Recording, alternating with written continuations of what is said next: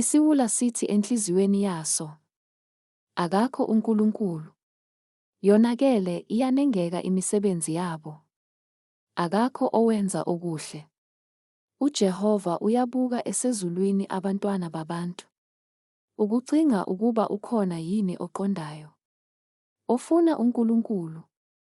Baphambukile bonke, bonakele bonke. Akakho owenza okuhle, akakho noyedwa. Abaqondi lutho yini bonke abenza okubi.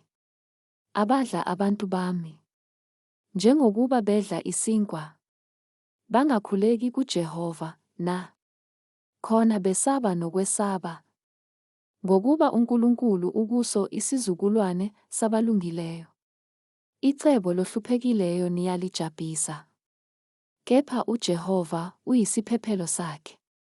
Sengathi ukusindiswa kuka-Israyeli kungavela eSiyoni, mhla uJehova ebuyisa ukuthunjwa kwabantu bakhe. uJakobe uyakwethaba, u-Israyeli ajabule.